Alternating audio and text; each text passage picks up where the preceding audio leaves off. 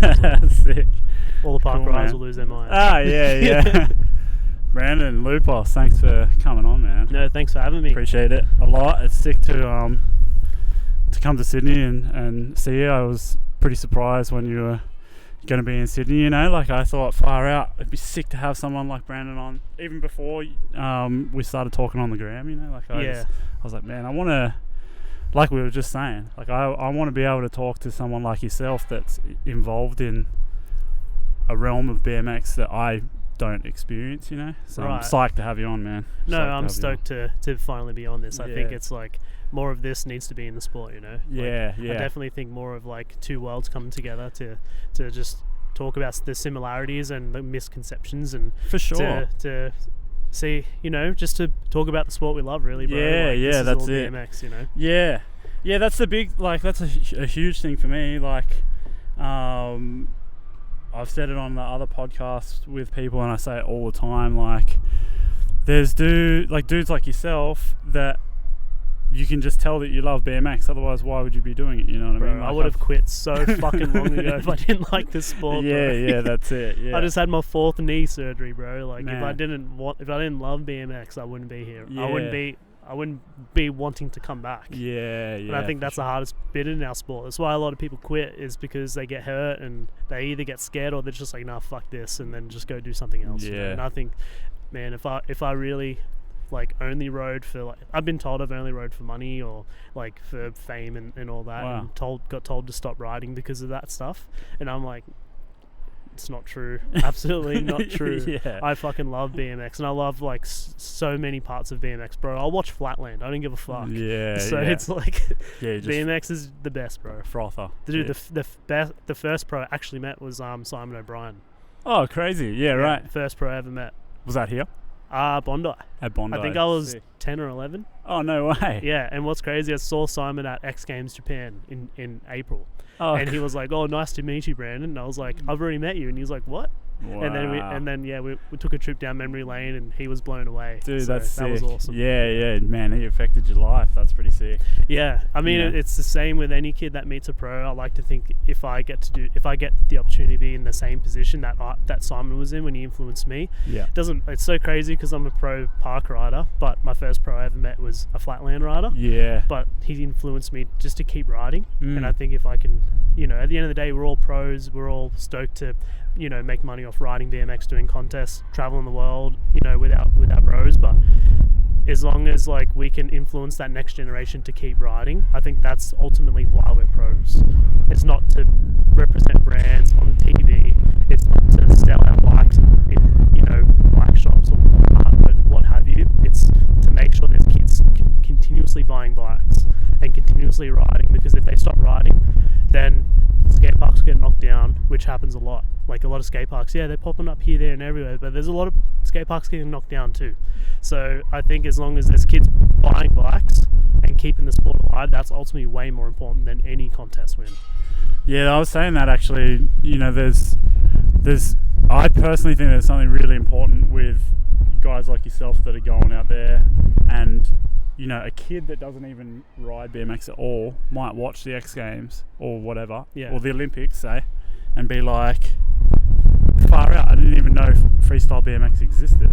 And now because of Brandon Loupos, I'm going to be like, I'm going to try and ride, you know what I mean? And that can be the spark that takes and then 18, 20 years down the track, they can be you know what I mean? And that's ultimately why we're pros, you know? Yeah. My friend Catfish calls it the light bulb effect, where like a kid goes, whoa, that's it. Yeah. I mean, that's me when I saw Dave Mirra on the TV, you know? When I saw the Miracle Boy do Miracle Boy things. Dude, that's sick. Man, I had the same thing. That's probably why I rode BMX, you know. And because we hated racing, right? I started racing, but I definitely preferred freestyle, that's for sure. I think we all did. Yeah, what brings you to Sydney, man? Like, obviously I know that you're from Sydney, and but you're back, and there's a bit of a contest season going down, so explain. Contest season I'm missing out on. Yeah. Well, I'm back in Sydney because I had just had my 4th knee op, so I'm just doing my rehab here at Precision Athletica just across the street here from Monster Skate Park. Okay. And they helped me from my 1st knee op, so like they brought me back to what, you know, ultimately got me back to health to keep riding. So, you know, if it's broke, don't fix it. And at the end of the day, I was living in the Gold Coast and needed a bit of a change. I was living up there for 2 years and kind of just like, again, we're BMXers, bro. Like, we don't like riding the same skate park every day. You know, you need to switch it up. So for me, I decided to come back to Sydney and see my family and so spend more time down here and do my op here anyway, and do rehab everything here. Just as a little downtime off the bike before I get back on it and get back into stuck into things and When's how far along are you on the road to recovery? That's the hard part, man, because we're so used to being told like a time frame of being like, 6 to 8 weeks, 2 months, 3 months, 6 months. I'm in this you know, this weird period where if my leg is strong enough, then they'll let me ride, and however long it takes for me to get there doesn't matter how long it takes. It's just, this is how strong my leg has to be to continue to ride.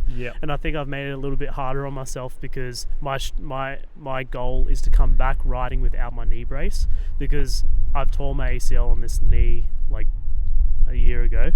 And then I also have a patella issue in my knee, which restricts how much load my leg can take. So if you go to kick a ball, I'll feel like a sharp pain in my knee. Oh, far out. And then I also tore my meniscus 3 months ago as well at Woodward. That was annoying too. So like 3 different injuries on the same knee. So it ends up adding up, and my knee was like 5 centimeters smaller than the other one. Holy shit. So like, I remember I was riding Woodward. It was actually the day I tore my meniscus. I did an oppo down with air, and I like shove it with that leg, and I had a knee brace on, and I felt it like do this. Oh my God. Yeah, and it's not a good feeling, and I just had nothing but issues with this knee ever since I tore the ACL. So I just decided, like, if I want to ride till I'm fucking 35, 36, whatever, however, or even 40, you're gonna bro, keep riding past me, 100%. If I want to keep going, bro, I got to like worry about my body now and make sure it's in the good position to keep riding. Because if I'm just like got that BMX mentality where I did last year, where I was just like didn't listen to the doctors, didn't listen to anyone, and I was just like, nope, 6 months I'm riding, fuck all of you, and dude, I did that and got hurt again. So like, you gotta listen to the doctors, guys. It's a tough one, but because I feel like that determination that you have is probably part of what makes you the type of rider that you are. You know what I mean? Definitely. Like, that's actually one of the things that I wanted to talk to you about, but wait up on that one for a bit because I don't want to get too far ahead of myself. So you're getting your knee fixed. That's pretty sick that you've decided to, you know, I guess look at the longevity of your riding career, or even just riding BMX in general, you know, and because it's tough, like for you, like we said just before we even started this, like I'm about to be 36, you're just turned 29. You look a day over 35. You know, but like you'll have plenty of time left. I remember being 29 and being like, fuck, I'm getting old. Like I am getting old. Literally. I'm like that right now. Yeah, and it's not the case, man. Like, I heard that 40's the new 30. Yeah, it feels like it. Dude, I can't wait. No, I can wait. But it's you know, you track statement. The timing is just around the corner, and then it's all going to end, you know. But I don't think that's the case. Like, there will be a time I feel that you will be like, my knee's good, I still feel good mentally, I feel stronger. Yeah. So I mean, that's the hardest bit too, is to mentally want to keep doing it. Yeah. It's not necessarily like my body that will hold me back. There's nothing worse than knowing how to do everything you know how to do, but your body's like, no. Yeah. I think that's a better situation than being like, I'm able-bodied, I can do everything, but my mind doesn't tell me I can do it. Yeah, and I think that's what a lot of riders face when they want to be either a pro BMX rider or a sponsored BMX rider. Yeah. Is that believing in yourself is like so much more involved than anyone even anticipates. Yeah. So it's like hard to, like, for me, just to keep that mentality of just like, let's keep doing this, let's keep going, believe in yourself, especially having, you know, like so many knee injuries, having the amount of injuries I've had in the year and a half I've had, well, nearly 2 years now. Like, I felt like I was on such a roll when I won the World Championships, and then went and won that 90k contest in Japan, and then the world shut down. And I felt like I was on that momentum where I was just like, my mentality was like not even a thing in my mind. It was just like, let's just keep going, building, and then the world shuts down, and I'm like, fuck. Yeah. and then, like, you know, you get stuck in old habits. You get comfortable, and then you just, like, I'm rambling, but at the same time, like, the whole mentality thing is so hard to maintain. I think that's why, like, only a few riders make it past 30, because, you know, there's so many young riders that'll come through and kill it in their early 20s because it's easy just to be like, oh, this is fun, yada. And then, you know, they start caring so much about the results and not much about the processes that get them to the results. Yeah, sure. And then, like, that weighs on your mind where you're just like, if I don't win this contest, I can't buy that house, or if I can't win that contest, I can't pay my car, I can't do this, I can't do that. And then you start stressing yourself out, and that weighs on your mental, and that takes the fun away from initially why you started riding BMX in the first place, and you end up resenting it, where you're just like fuck, I'd rather be laying bricks at some guy's house, you know, than like stressing about winning $100 at a contest or something. You know, it's just an example, but yeah, I think that was a big thing I had to learn to overcome as well, is just like not like doing it because I love it, but doing it because I want to do it. You know? That's the hard part. Yeah, because it would be, I mean, you know, there's very few people that have ever been in that position in BMX. You know, you're at the 1% of the 1% sort of thing where you're making BMX a full-blown career. And that was actually, you know, one of the biggest things for me watching you guys, because like I said, I personally love watching competitive BMX riding. Oh, sick. Yeah, like Dude, and I love it. And I actually was, you know, I don't want to make you feel any sort of way, but I loved watching that sort of race between you and Logan the whole time, because I had friends that were like, man, Brandon's gonna be the one. Like, and then I heard, and I don't know if this is right or not or true, but someone told me that you had like a gold medal as your phone backdrop or something like that. Is that true? Yeah, it was my phone background. The World Championship gold medal was like my goal at that time. So oh man, it started because I got third the year prior, and I was going to win, but I slipped a foot like at the last trick of my run, and the head judge at dinner told me after the contest, he goes, oh, like a foot deduction's like 5 points, and I was 3 or 4 points behind the leader, and I was just like, I think that pissed me off more than making the mistake. Yeah. I was like, well, not like, why'd you say that to me, but like, if anything, it helped me, because the next year I won. That drive. You know? But that day I was just like, where's the UCI rainbow jersey? Like, I went on Google, typed in UCI rainbow jersey, and had the gold medal and the jersey, and I set it as my phone background. And the whole year, like Christmas, New Year's, contest winning, contest losing, injury, everything that whole year leading into that, just thinking, doesn't matter if I'm losing or winning, there's always this in mind. Yeah.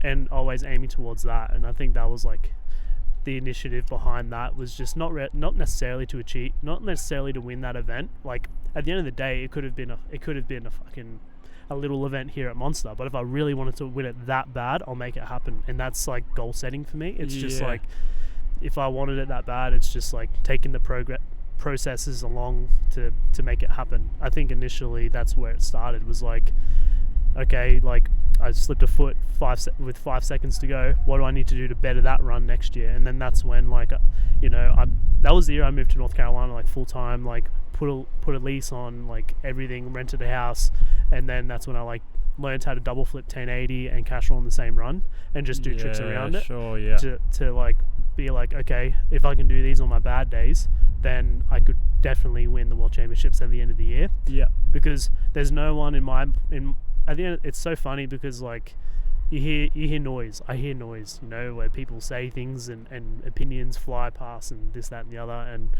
some people say like, oh, like if you just do those 3 tricks and do on one-hander for the rest of your run, you could probably still get a podium.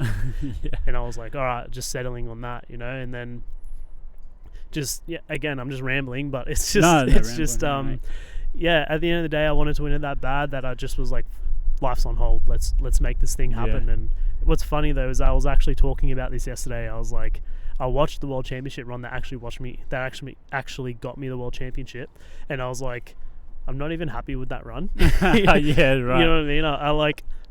I landed the double flip on the step up, flare whip. I was like, all right, I'm going way too fast for the step down, and trucked down the step down and nearly fucking turned into dust. Yeah, sure. You know? But I still held it together for the rest of my run. Did an ugly look back and a 5 flare with like 10 seconds to go or something. But yeah. I look at that run, I'm like, that's not even my best riding, but it got me my most like happy, treasured result. Yeah, for sure. Yeah, so it's like one of those things. Yeah, that's like I guess that's where the mentality of always trying to be the best or better. Yeah, but that's a dangerous mentality in my opinion. Yeah, sure. That's so dangerous, man. So that's the thing. Like I've obviously seen you on the internet and things like that, watching you ride for years, and even like here at Monster, I remember seeing you like footage of you here and things like that. And I almost I was like, man, where did the decision come from to be like, you know what, I'm gonna just go for the professional BMXer thing? Was it? Well, the decision was pretty much made by my dad. My dad's super supportive, so he was one of those BMX dads, but he wasn't like a gnarly one. Like he's always like helped me taking me to contests and taking me to America and stuff like that. But he never like, one thing that I really admired is that, especially like when you get older, you look things in hindsight, and he never like put me in these positions to go to these events or go meet these people, go ride these parks to be pro. He just did it because it was out of the goodness of his heart. Yeah. And he was like, if that's what you want to do, and that's it, but make the most of it. Yeah. And I was like, I didn't even know what that meant at the time. My first year in America, I was 17 years old, which, in reality, there's so many kids that I know that have been in America since they were like 12, 13, 14. Like Todd Maney's first year was 14 or 15. Wow. So it was just like, when I hear stuff like that, I'm like, 17 is way too late. Like, really? Yeah. I was like, you know what I mean? Like, there's like, I grew up with Andy Buckworth, and he was saying like, even 17, like you're pushing it. Like you should be here like 2-3 years ago. Wow. But I've always been told, like, ever since I've grown up riding, is that, even like I didn't get my energy drink contract till I was 24.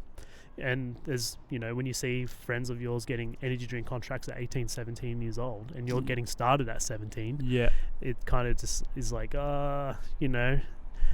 It's like, am I too late? Am I wasting my time in a way? But really, like, timing is different for everybody, and I've learned that as I get older. Yeah, exactly. It sounds like you're peaking, and that's where, I mean, I can say it with no experience, but I feel like you have, you've got more to give, and like, I feel like the energy that you have just for riding, you can kind of feel that you just, you're a frother of BMX, Dude, like, but you have like a competitive spirit, and I think that's totally fine in BMX. Like, people don't play cricket. I mean, people play cricket to go and have like a fun little hit, but like generally people want to be like a professional cricket player, right? Like, well, you want to be good enough to. You want to be good. You want to be good at the sport that you're playing. Like, play basketball.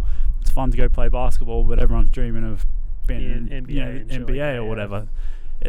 It should be not looked at in a different way just because of BMX, definitely. I think at the end of the day, I think one thing that BMX lacks is the opportunity. I definitely think there should be more financial backing towards every rider. It doesn't matter if you're a park rider or dirt rider or flatland. I think everyone should have equal opportunity. Even females, like I think there should be more females that are getting paid, and I think more riders should get paid for what they do. And at the end of the day, it's like, because it's BMX to me, it shouldn't be like, oh, if you're an Olympic rider, you get paid X amount, but if you go do Vans Pro Cup, you get this much. And I think that's like kind of fucked up. You know what I mean? Like, yeah. at the end of the day, I know like at the end of the day, I know like, you know, there's some parts of BMX that have more spotlight than others, and as a brand, you definitely I see from the brand's perspective why they look at it like that, because more eyes and more sales, whatever, if that's what they're into. But but at the same time, like, you're not paying for the eye. You're not really paying for the value of the athlete. You're paying for the branding of the marketing potential of the athlete. Yeah. And every athlete has the same potential. There's riders that I know of that were in the Olympics and they're barely struggling to get 30k on Instagram, but there's guys like on Instagram that don't do contests that have 500k, but they get paid less than the Olympic guys. Yeah, and sure. I understand what you're saying. At the end of the day, the Olympic people, not guys, but Olympians. They work so hard to go to the Olympics, man. Like, I did it, and I did the work. But I see how much it takes out of you, like not just riding, but how much mentally it's draining on you, because like just getting to the Olympics is the hard bit, not even winning the medal. Getting to the Olympics is the hard bit, especially if you're like if you're just another prawn in the bucket. Like if they have the pick of the litter of like who they can send to the Olympics, especially for me, like it was hard for me to go up against Logan every single time, because Logan is so fucking good, man. So like I say that with like utmost respect, you know, like Logan is so fucking good and he deserves it. And it's like one of those things when going up against him, you know, you're on your toes every single time. But then I kind of wish it was easier on me. I just wish he wasn't that good, because I see like other athletes from other countries where that they're just like clear. They're just like complaining that they don't get that. They don't have like this, that, and the other, or whatever support from their nation. When like I'm like, bro, like you're going no matter what you get, you know. Yeah, sure. Yeah, I understand what you're saying. So it's hard. The Olympics is such a political game, but at the same time, like I definitely don't think the best Olympic BMX final has happened yet. Oh, cool! Like, that's exciting. Yeah, so I think like the potential of the potential of our sport at the biggest stage in the world is yet to come. Yeah, that's exciting. I guess that was one of the things that I did want to talk to you about, was the Olympics and the lead up to it, because obviously. So you did your knee at that. What contest was that? It was the World Championships. World Championships, yeah. Right, it was 7 weeks before Tokyo. So obviously you were playing. I think Australia might have been in the lead for the points race, something like that. You would obviously tell the story a lot better than me. Well, if that event didn't happen, we would have won the tiebreaker, because we have more World Championship results at that time. Yeah, sure. So, I mean. What I wanted to ask was just that lead up. Once the Olympics became the thing, you know, that it seemed like you guys were aiming for. What changed? Did anything change? Fuck, everything changed, bro. Yeah, like, right. It was I've always felt like I was out of place growing up. Like, got bullied in school a lot because I rode BMX, because I didn't like footy or anything. Dude, me too. So like I didn't really like fit in anywhere, and I felt like I only fit in with the people at the skate park that I rode with at the time. And even then, sometimes then I was a little bit of an outcast, because I may have liked things different on my bike, or different colours, wearing different clothes, whatever. But the only time I felt like I really was at home was at the skate park. And then when I made it a goal to be like, you know, my heroes like Dave Mirra, Ryan Nyquist, Jamie Bestwick, to be a competitive BMX rider, I was like, X Games, that's it, right? And as you know, X Games went on and kind of diluted the brand a little bit, in my opinion, because it's not because of anything, but it's just like, you know, when you watch an event too many times, you watch a movie too many times, you know, Fast and Furious 4, 5, 6, 7, 8, 9, 10, 11, 12, and it's just like, you know what to expect. It's got nothing to do with the brand at all. It's just like, oh, like maybe it's time for something different.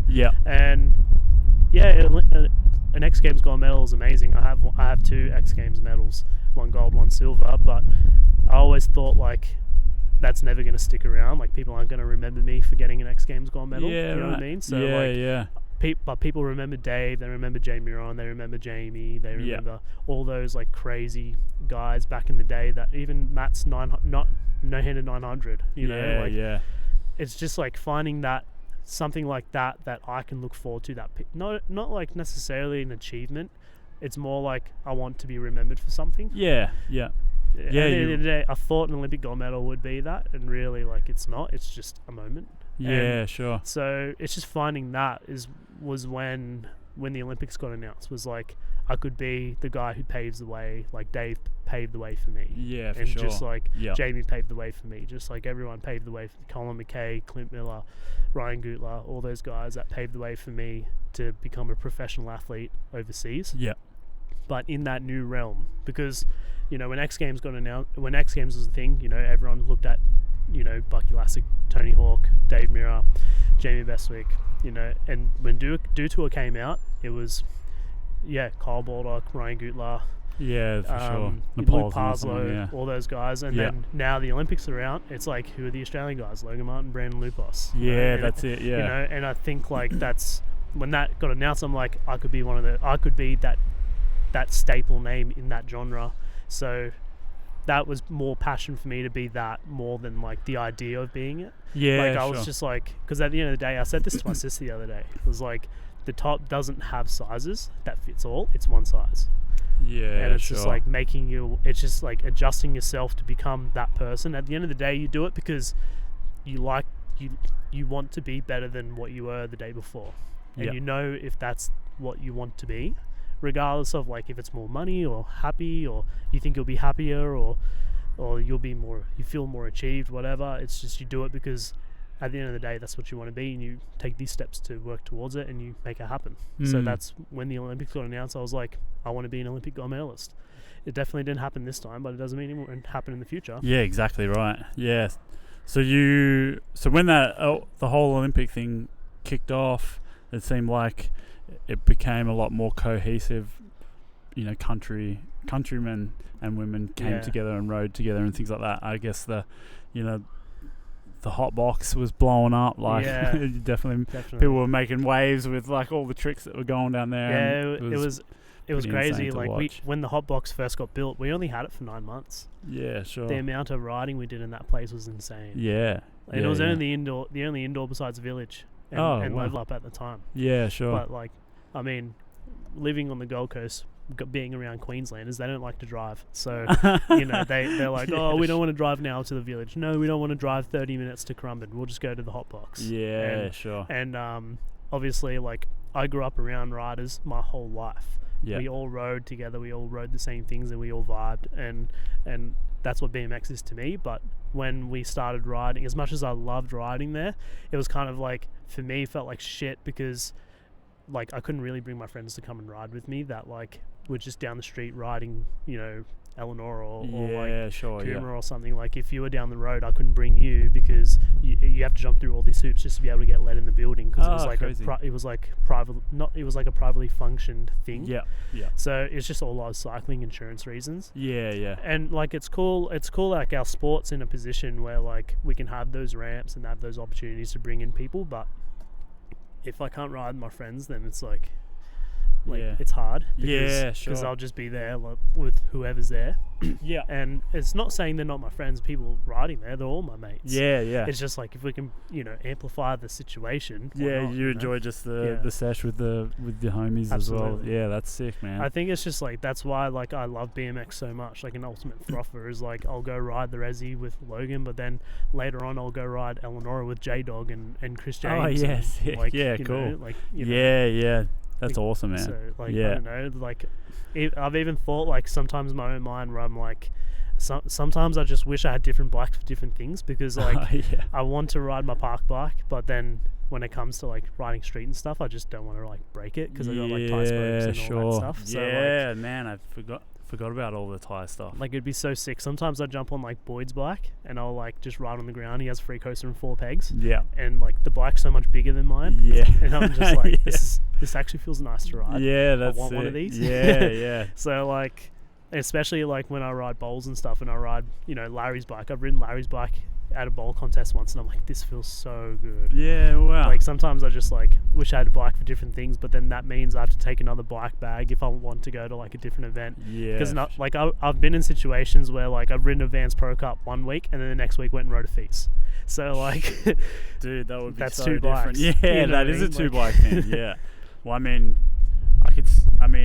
the thing is, I don't really know because I couldn't imagine doing 1080s and things like that, but I could see how that geometry change would make stuff so much better. And that's progression in our sport, right? Yeah. Like imagine 10 years ago where like 20 years ago or something, 15 years ago, where like, you know, you have to change your bike because the parts have developed so much that like it benefits one style of riding but hinders the other. Yeah. And I think that's just progression in our sport. Yeah. You know? Yeah, and I very think that's, true. You know, that's just got nothing to do with like, or like anything like, oh, that, you know, I've had friends of mine where like I grew up riding with, and then they've gone and get free coasters and 4 pegs, and I'd be like, oh, he's a street rider or a park rider or this putting labels and everything. Yeah, You know? And it was just like, well, we can't all. At the end of the day, for me, BMX is like all about expression. So it's just like if you want to do a 720 on the spine, do a 720 on the spine. But what's going to help you?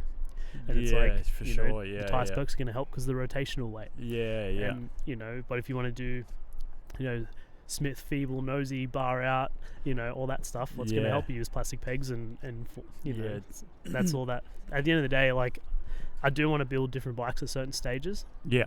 Maybe after I retire from competing, I don't like. I was saying this to my girlfriend the other week. I was like, I don't think I'll ever stop riding. I'll definitely stop competing Yeah. because fuck competing until you're older. Yeah, sure. But I'll never stop. Like, you know, hopefully one day I'll be able to ride trails with my kids and yeah, or man. even like go to the skate park with them, and if they want to get into BMX, sick. But it's like have like dirt bike, park bike, street bike. Oh, for sure. You know, that'd be really sick. Yeah. I mean, that'll prolong it for sure. Even Riss, my business partner with Back Bone, you know, he's got one of those 20-inch with double suspension. That's so sick. And I personally am like, at first I was like, no, I don't know about those things, but now I can see like the application of it. It's like, if you want to go, you could literally go and ride the mountain bike. Like, yeah, I've seen a few tracks and BMX stuff like riders that. have them now. Yeah. Like Sam Cock has one, I think. Yeah, that's right. Yeah, So yeah. he's got, essentially this dude got a custom one and he reckons it's sick, but you know, like it's different things have different applications, exactly like what you said. I can imagine like having that show up to the shop and just being like, what the fuck is this thing? yeah, but it's just like I think the BMX, we're at this weird not tricky stage, but I feel like for a while we've been pretty segregated, and it's like you said just before with the whole skateboarding thing, like we need to get to this point now where we can understand that we're all doing the same overarching thing, you know, we all love BMX in its different forms, and you know, like I respect the shit out of the stuff that you do. Can I do it? No. Do I want to do it? I mean, that's a different story. If I could do it, I guarantee if you built a park bike, at least the park wheels, and then you go and ride a resi or something, you'd be like, holy shit, 360s are so easy. Yeah, like, right. Yeah. Wow. Like you'll enjoy it, but it's like definitely take a while to get used to the bike. Yeah, sure, yeah. I actually had I had a funny story. I was on my mate, you know, Zach Miner. So Yeah, Zach, yeah. I know Zach Miner. So like we were doing, he was doing like manual to 180, just like on flat ground, and he was doing manual Oppo 180s, and I was like, man, how are you doing that so easy? I can barely even manual 180. Yeah. And he's like, dude, it's just like this, so easy. And then I hopped on his bike, and I was like, oh fuck, like, cause he's got like a Fiend Reynolds frame. It's like 12.75. Really? He's not riding the Colony anymore. No. Yeah, he stopped riding for Colony a little bit ago, but he's got this super short back end, and then he hopped on my bike, and my bike's got it's 14.5 back end. Damn. And I was like, tricky. Oh, there you go. Like it's just totally, it's just different, like different stuff. But I would love to do the same thing that you're talking about, you know, where you get to feel out what a freestyle bike feels like. Well, like one of the competitive park bike. Park setup. Yeah, so I guess with the whole competitive BMX thing, like we spoke about it a little bit before, but you know, your mentality seems to be the thing that really shines through to me. Like I feel like you're just, you know, laser focused on stuff when I see you ride, man. It's awesome to watch. Like you you see a few riders that have it, and I feel like you definitely have it in terms of like that steel trap focus, like. And I guess I wanted to ask where that came from, like. Because Dude. like it feels like, for me anyway, watching you, like especially now, like the last few years, obviously you've got a knee injury now, but that'll hopefully turn into a distant memory pretty soon. But yeah, me too. you just look, if you're dropping in, like that's the dude that you're watching, because you can see that there's going to be something that's insane about to happen, like. Yeah. And I really love that, but it seems like something that you've almost built into yourself, or maybe you were born with it. So I just wanted to ask you about that. Dude, I don't know. I've always wanted to stand out. Like, I'm always someone that, like, when I started riding, I've always wanted to be not like the best. I just wanted to, like, maybe wow people, because I grew up like, I just wanted to impress chicks, bro. Like, I just wanted to, oh fuck, there's nothing better, bro, than like impressing a chick and just rolling up and being like, what's up? I mean, that's like, I remember being 13 and learning backflips, 14 learning backflips, and doing a backflip in front of the bowl moles, and they just like threw her off it. I think it just came from that. Yeah. Like, just wanting to impress people, and also like losing contests. Like a big thing was like when I started competing, and a big thing too, I think this is the biggest reason too, was I've always grew up in people's shadow. Like when I was younger, I grew up, having little rivalries with people I rode with. Like one of my first rivalries I ever remember was Josh Druce. Oh, and him and I were always like going back and forth. and then it moved forward to Luke Bauman. Okay. And then Luke Bauman and I were like, like back and forth. Like, he would win, I would win. He would definitely win more than me. But like, it's just like, nothing pissed me off more than like putting myself out there, my best form of myself. But then someone else comes out and just not outworks you, but outshines you, because they're like the chosen one, or they're they're like the soup of the month or something. For me, like I have nothing against those guys. Like it's just like, it annoys me when like people are so fixated on like, that guy's cool, or I like his hair, or like that guy's a cool bike sponsor, or like guy, like that's what overshined me, even though I was just as good as those guys. Yeah, sure. And that's pretty much where it came through. It's just like, I'm just going to come through and just make sure I'm so undeniable that like no one can fucking say anything.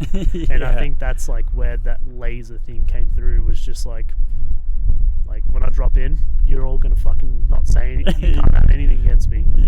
Sure. But then when you go and do that, people still say shit. Yeah. But that's just a given. I guess that's the game with competitive anything. But we need it, bro. We need more of it. Yeah, I think so too. Like, I think if you and another friend were to come on a podcast and just talk absolute rubbish about all the Olympic BMXs, it would actually make the sport better, because people will be able to like come back and forth, swap opinions, swap facts, swap this, that, for sure. Like, you see it in footy, you see it in AFL, you see it in NRL, you see it in F1, you see it everywhere, that there's like people where, I think, I think this, no, I think that. Yeah, sure, like a debate. Yeah, fair enough. And but at the same time, it's my job to deliver something for you guys to talk about.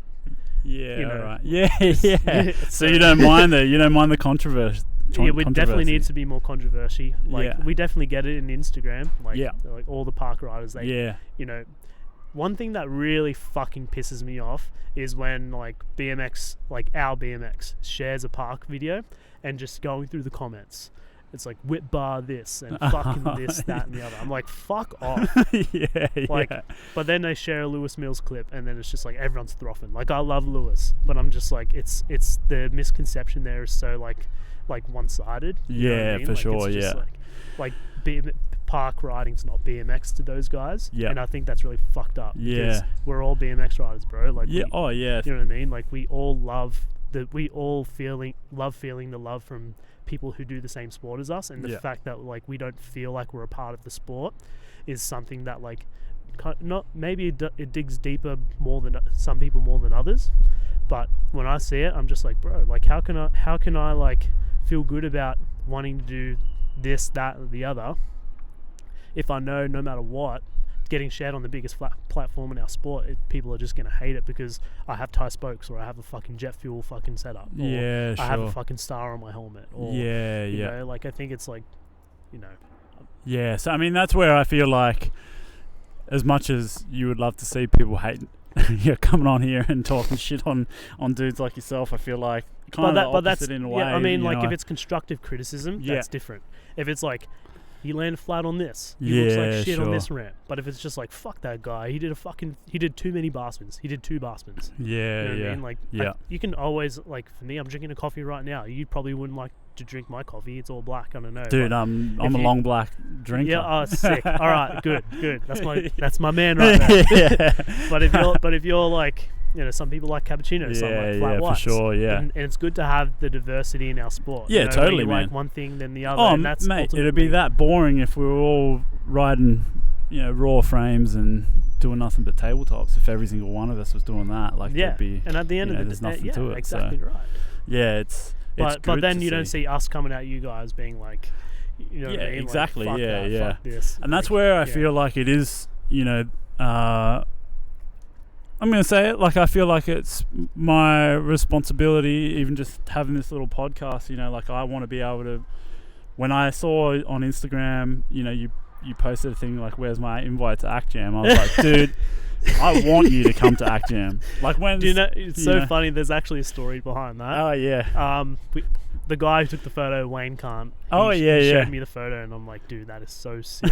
Yeah. And then my friend Marty Reck, he looked at it and goes, "There's your Act Jamie invite right there, bro." Yeah. So it's kind of like a like it was a kind of like an in-joke. inside joke thing. Yeah, for and, sure. And I keep forgetting, like, having inside jokes is definitely like a little, like, it's an inside joke, right? Oh, so for sure, it's yeah. kind of like No one people knows don't the understand. backstory. Yeah, exactly. So like people actually think like I'm milking an Act Jam invite. Oh, when I'm no. not. Like, I didn't think you were milking an Act Jam invite, but I was like, you know, so for example, like Quinny and obviously Jake Warwork, Logan's come to the Act Jam, yeah.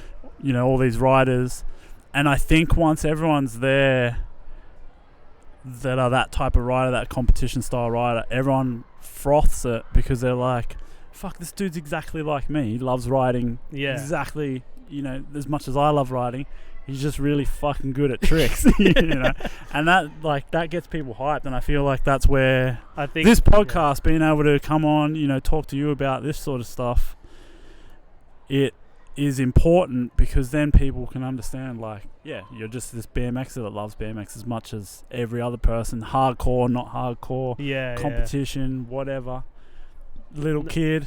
You know, we all love BMX the same. Yeah, definitely. And then like, that way we can all like be like, all right, let's move past this fucking petty shit where it's like definitely we're crying about who's got a jet fuel bike and whatever. No, definitely. But also I think it's our responsibility. Like, not gonna label park rider, street rider, whatever. But I definitely think more BMXers should just drop the petty shit and just go to Act Jam. You know, like I think like the fact that people don't want to go to Act Jam because they have the titanium wheel setup. Yeah, sure. Because like I know it's an insecurity to a lot of, not like older riders like myself, but there's a lot of kids that like want to go to Act Jam, but I feel like they'll get picked on because they've got the jet fuel setup. Oh, they've got mate. the tie spokes. Yeah, you know? definitely. And you know, it's like for me, it's like when I look at that, it's not like it's nothing against you guys or anything like that. I think that's just what Act Jam has grown into now. For sure, it's not not grown into like hating everything.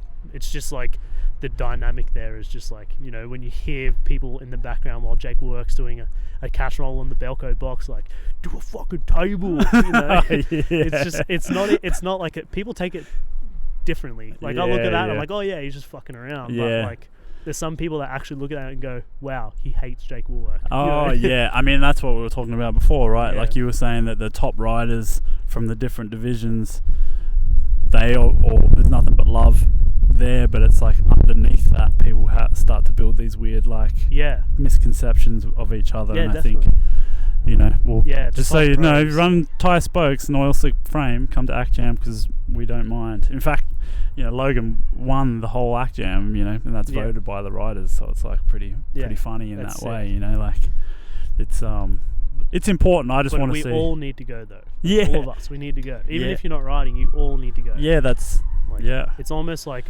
we could turn Act Jam into the new Nora Cup. Dude, you know that's exactly right. I mean, we want to do the same. It's actually funny. I want to figure out a way so that we can, like you were saying before about the whole money thing and everyone getting paid more. I want to have Act Jam. It's the biggest event in Australia for BMX. Absolutely. I want it to be where the Australian government says, "Oh, far out! Like we are trying to look after these Olympians over here for BMX. BMX, we've won this gold medal for Australia. All these riders are coming to Canberra to ride at this event. Let's put, $100,000 up so that there's like a shit ton of money for all these people to win. That'd be more a grassroots thing, though. Yeah, it's a grassroots thing. Yeah. Definitely grassroots thing, but it's still like world class riding. Yeah. But they just get to hang out. That's the thing with the Act Jam. It's like a kid gets to see you ride, and he's sitting on the deck with you, and he's just learnt to ride like last year. You know what I mean? That's what. I think that's the best thing about the important thing about.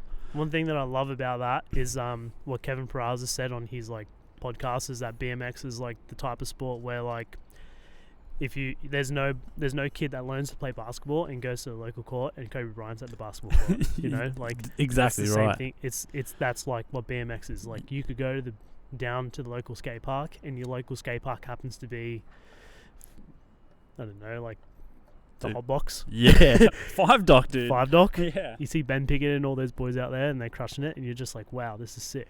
I agree. I think that's the best thing about our sport. But also, like, going back to like what you were saying about Act Jam getting money from the government, one thing that like I would not want to happen if that were to come across is that people love control, right? So like I would take money if it's free money to help the sport, but if they want the event to look different, then I would be like, no, don't do that. Exactly. Don't take the money. Yeah. You definitely need to keep you can find the money elsewhere for sure. Exactly. Yeah, I definitely think that keeping it is a BMX event. It's not like a government event, but I just think that I want to try and figure out a way to be able to be like, have a $20,000 prize purse instead of a $5,000 prize purse, something like that. So that then people will like, I'm not giving you $250 because you just cash rolled the Western Spine. I want to be able to be like, dude, here's $1,000. That was crazy. So. Well, that sounds like that. There was like I'm not supposed to say this. Rival energy drink company did an event in Norway for skateboarding. Yeah. And they were handing out money to like the sickest like spots or tricks on the spots. Sure. And like I think it sounds similar what you're saying. And I think that's so sick because it's like, if Johnny McKellar does a sick table in the deep end, that's worth as much as Jake doing a cash roll or a kid or even like someone like Mini Armada. That does like a flare tap whip in or something. It's just, that's sick. Dude, I think Mini, that's a name I haven't heard in a while. Dude, he was one of my favorite riders growing up. Oh, really? Yeah. Man, he used to. So him and because I used to live in Victoria, like country Victoria, and sick. I used to live in very close to where Jake will work, and then I'd always run into Mini back in the day. Like, so funny. But that was another time. So you're an AFL guy, huh? Nah, man, I'm a dude. I actually grew up on the Sunshine Coast.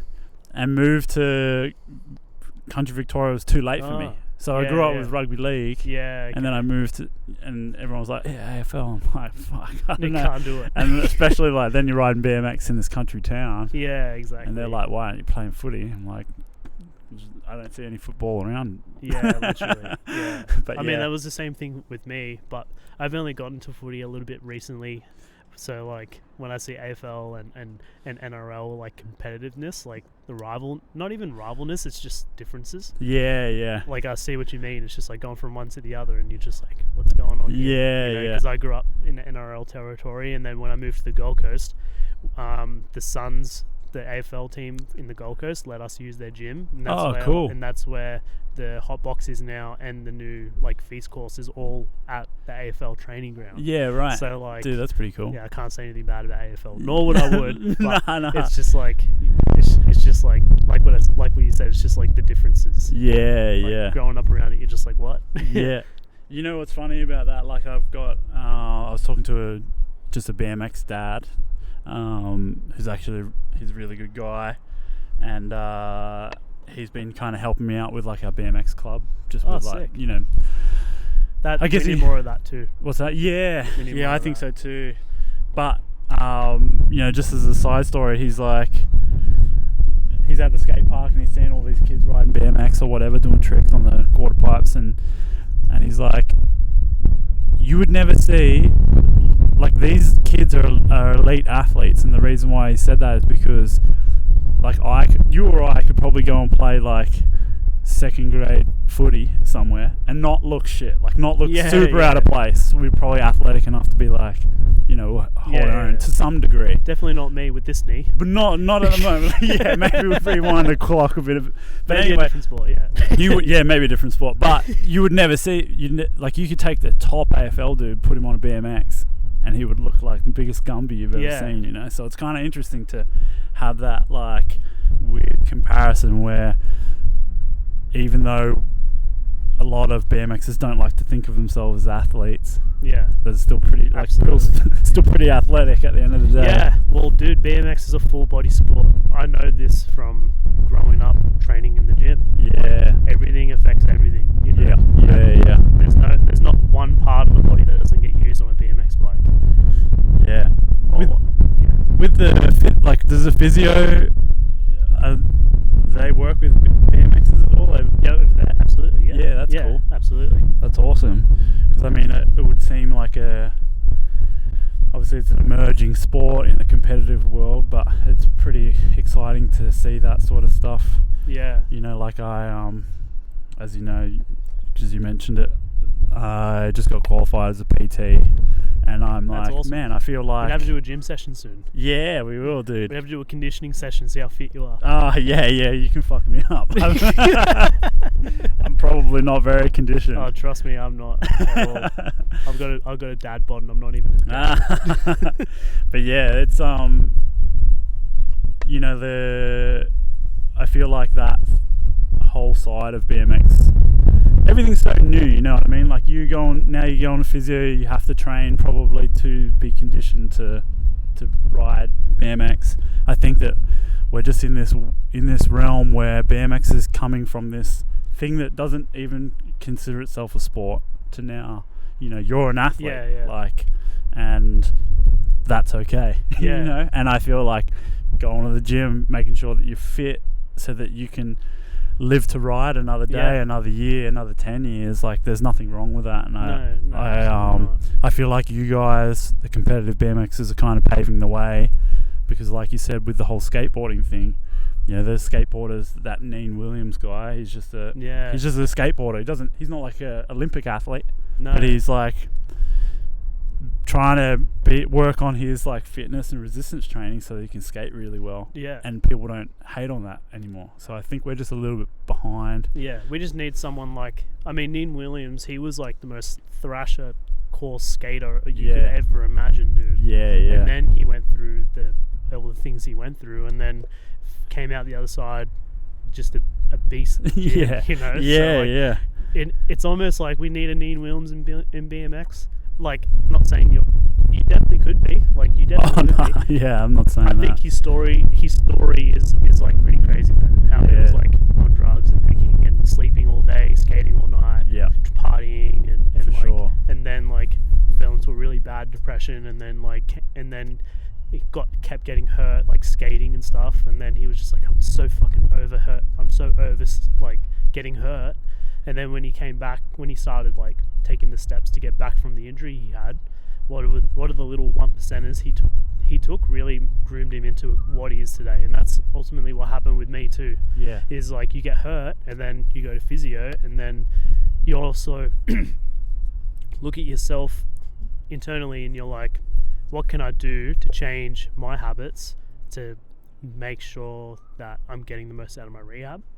And then it's like, for me, when I hurt my knee the first time, it was just like, I was, drinking and eating bad, sleeping all day, and what can I do to benefit, because if I just did rehab and all those things, it wouldn't progress as quick if I changed those things for that to get better. And that's just progression, right? And it's just like maybe waking up early, stretching, then going to do resistance training, and then warm up, resistance training, warm down, a little bit of light activation, no fatty foods, 3 meals a day, 4 liters of water a day, and then you'll be, if 1 month of that in a row, no cheat days, you'll be 6 months ahead. Yeah. And you just like, you look at that and you go, fuck, I can ride in 1 month or 2 months if I really put my head down. And at the end of the day, that's when, being that athlete that I am, that was kind of the choice I had to take, was like, if I do all these things and I do them well, I can ride, and not only I'll ride, I'll feel better as a person, and that's what the misconception is like, I don't train in the gym to be a better bike rider, because there's nothing in the gym that makes you a better bike rider. What makes me a better bike rider is feeling good as a human. Like, if I'm moving well, functioning well, I'm not in pain, and I'm flexible, then riding is easier. Yeah, for sure. Yeah. Yeah, that's awesome, man. I'm definitely looking forward to when you can eventually get back on your bike. And thanks, man. Like I said, I love watching you ride. So thank you. There's no the misconceptions. Not that I've always seen you and we've gotten along well and stuff like that. But I guess I would say that I would be a spokesperson for someone who's a bit more hardcore. They think that there's a thing out there where we need to be divided. Like, I don't want to be divided at all. Like, I love the BMX scene, and I love it in all its forms. And I can't wait to see you back up and riding, and hopefully like many more gold medals to come and things like that. Yeah. So no, I appreciate that. Yeah, it's really cool. Just to bring two worlds together in a way. Yeah, for sure, man. And but also we do the same thing. Like, we ride bikes and we do them because we both love it, and I can't imagine my life without BMX. Yeah. So it's my duty to give as much back as I possibly can, and hopefully if I can ride in time, we go to Act Jam. Yeah. Dude, and even if you can't, you can come and hang out. Yeah, definitely. I've never been to an Act Jam before, so like I've been to Canberra a few times, but I've never been to Act Jam. Yeah. That'd be really sick. Yeah, man. Can't wait to have you there. Hopefully. When is Act Jam this year? October 6, 7, 8. Damn. Yeah, it is pretty soon. Yeah. So you might just be hanging out on the deck, but it's gonna be fun. But we'll see how we go. I'm making a lot of progress with the rehab. And stuff, so. Yeah, sick, man. Yeah. Awesome. Cool. Well, this will be it. I think maybe I'll ask you if you can teach me how to do a flare or something. Yeah, easy. We'll get you doing it 3. Yeah. All right. In 3 tries. No worries. Well, yeah. Thanks for coming, man. No worries, bro. Thanks for having me. Awesome, dude. Hell yeah. See ya.